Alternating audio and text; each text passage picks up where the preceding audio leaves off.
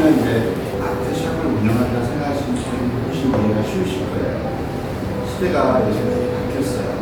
현재 우리가 살아가면서 내가 그리고 싶은, 내가 하고 싶은 것들에 대한 만족감이 형성이 되면 더 재밌게 내면의 세계를 표현하는 표현의 통해서 주야서 표현들이 많아지는 거죠. 저 같은 경우는 저는 시각 디자이너과 출신이에요. 일러스트레이터, 광고 일러스트레이터, 여러 가지 일들을 하다가 내가 그릴 수 있는 건 무언가 이렇게 갈망이 생기고 40쯤 돼서 3학년 5학년짜리 집사람들한테 설명할 수가 많았어요.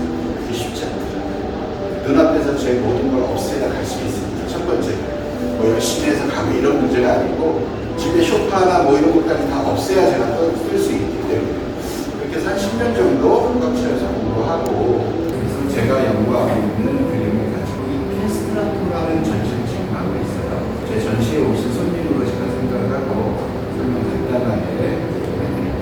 인문화에서 출발해서 인문화를 어떻게 변형시킬까, 인문화에 나의 생각을 어떻게 표현시킬까를 조형적인 미로 구사해보고 추상적인 메시지도 하고 내가 무엇을 그리느냐가 제일 중요하게 하는 것을 우리가 먼저 접근해야 되는 게 제가 여기까지 보면서 하고요. 이 시대는 아무거나 하셔도 돼요.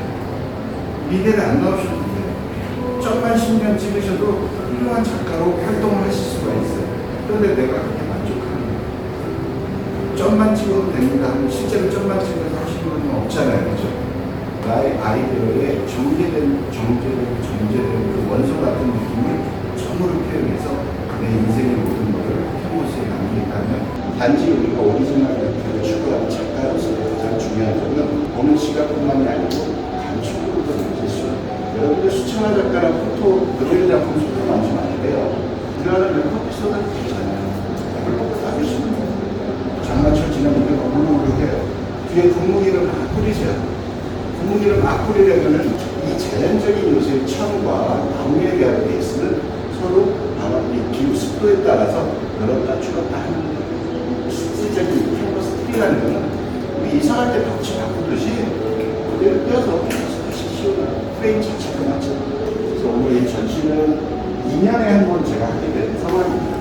여러분들 이제 교수님들의 연락을 받고 얼마든지 와주시고 와서 구경해 주시고 그래서 오늘 스케줄 자체가 2시간 정도인데 포커스는 너무 심각하지 않게 기본적인 꽃병에 꽃이 있는 것을 그대로 그리는 연습은 아마 많이들 하시는 것 같으니까 약간 어떤 이제 변형이라든지 어떻게 내 그림이 답답한데 또는 화려하게 바꿀 수 있는 그런 용도로 해서 한 30분 정도 걸리는 시간 정도 제가 좀 할애해서 보여드릴게요. 제 전시 이렇게 보시면서 뭐 다는 아니지만 속성이 많은 물감들이 있어요.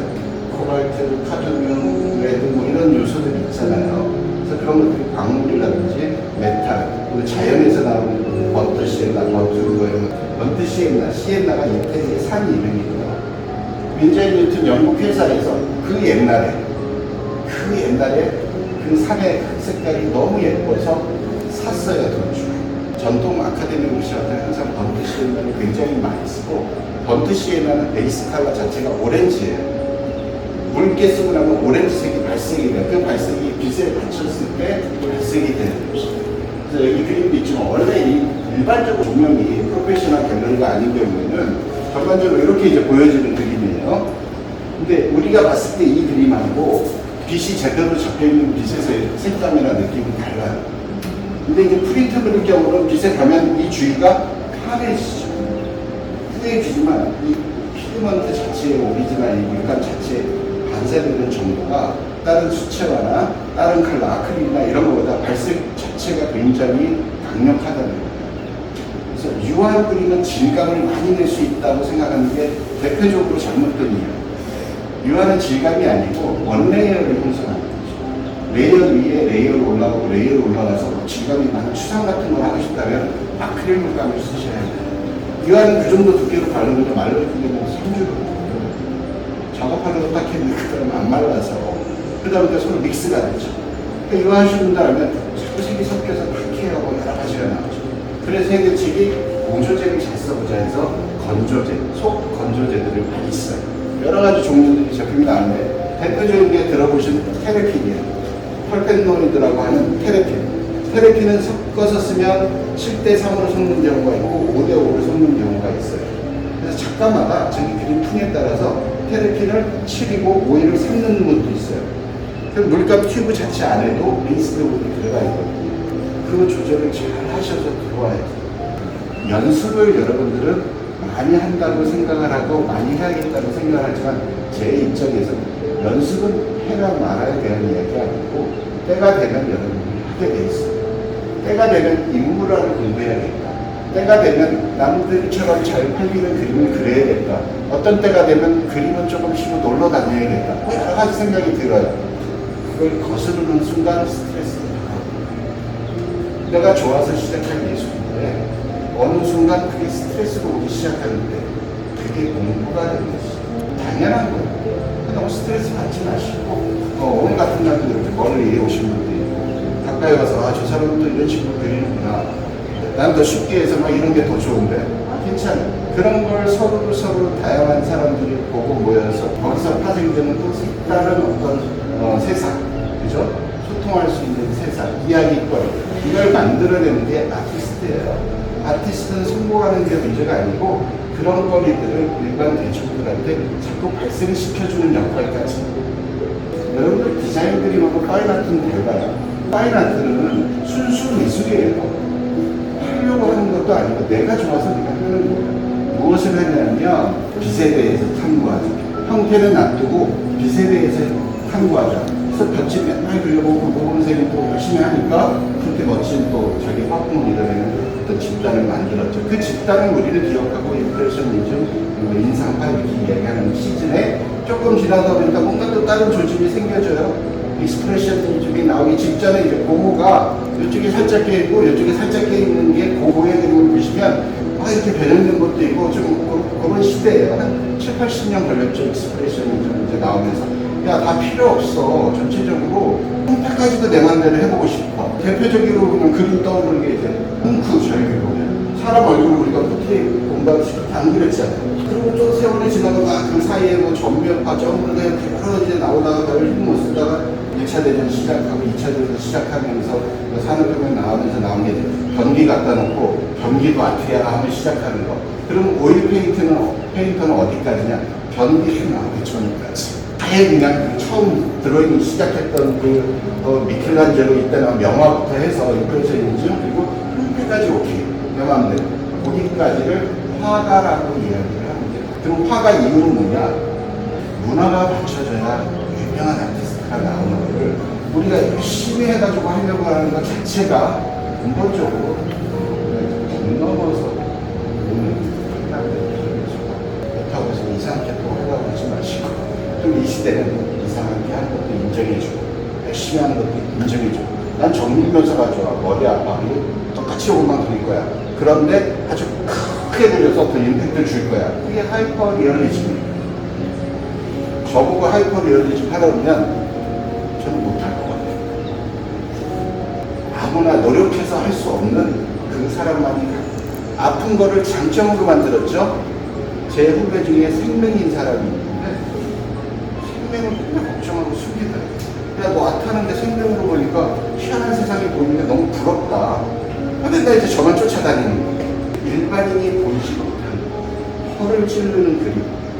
일반인이 편하게 열심히 해서 하는 거 뻔한 스타일 말고 나만의 것. 그거를 테크닉이라고 얘기 안 하고 저희는 스킬이라고 했어요.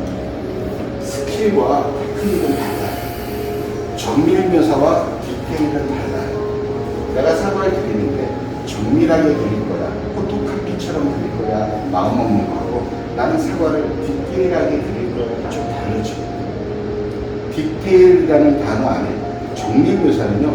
컬러부터 운영부터 형태까지 똑같이 간다는 작정이라는 어떤 느낌이 들어가 있고 디테일은 좀 여유로운 상태에서 사과를 좀 더 자세하게 공부하고 분석하고 점진적으로 무언가 아이디어를 뽑아낼 수 있도록 접근하는 게 디테일이라는 어원과 정밀묘사라는 어원 두 가지 갈래에서 출발하는 게 다르다는 것이죠. 여러분이 앞으로 불편하지 않게 내 생각을 그림으로 표현할 수 있는 기법은 무엇인지부터 찾아보시고 또 그것을 위해서 공부하고 매진하는데 기약은 없어요. 드로잉 하는 방법을 알려드리는 그런 방법이지 평생 드로잉을 하는 거예요. 여러분들이 경험치라는 거 있죠. 아무리 좋은 선생님한테 특강을 배워가도 여러분들이 경험해야 될 10년간의 경험은 말해드릴 수 없어요. 남이 봤을 때 그림, 조형적인 언어적인 요소로만 봤을 때 가치나 점수는 떨어질지 몰라도 훌륭한 아트워크로서는 차고 넘친다는 얘기죠. 자, 칼라로 내 작품을 해야 되나? 유화로 해야 되나? 수채화로 해야 되나? 목탄 들어보셨죠? 버드나무 가지고 구워서 이렇게 강목이라고 하는 걸 펴서 그걸로 하면 안 되나? 안 되는 게 어딨어요? 여러분들 마음이죠. 안 된다는 기준은 여러분들이 경험을 얼마큼 했느냐에 따라서 달라지는 거죠. 여러분들이 그 답의 기준점을 딱 찍을 수 있는 그런 훈련을 하는 것이 미술회화 공부라고 생각하시면 훨씬 자유로워지면서 결국은 똑같이 그릴 수 있는 능력이 생기게 돼요. 이게 초등학생, 중학생, 예고 나오고 전형적인 미대 코스를 밟아서 어린 친구들 티칭하는 그 조형적인 언어 교육하고 우리가 인생 경험에서 이미 다 거치고 표현이 안 될 뿐인 불편한 것들에 대한 해소점하고는 조금은 다르죠. 그래서 연습량이 많아야 되고 매일 연습을 해야 되고 뭐든지 책을 찾아봐야 되고 이런 것들이 전부 다 어린 친구들이 기초를 탄탄하게 올라올 때의 상황이고 어느 정도 성인이 됐을 때는 여러분들이 어디가 아픈지를 일단 스스로 아셔야 돼요. 과를 디자인과에서 공부를 학교로 또 학위를 받으면서 그렇게 힘들게 하면서 느꼈던 점들을 여러분들하고 지금 이제 말씀을 드려보는 거니까 여러분들도 이렇게 늦게 공부하는 입장, 저와 똑같은 입장에서 내가 지금 현재 무엇 때문에 그림을 그리고 어떻게 할지에 대한 어떤 나침반 정도 이 정도 다시 한 번만 좀 잡으시면 아무리 기본적인 것들 그리시더라도 충분히 다시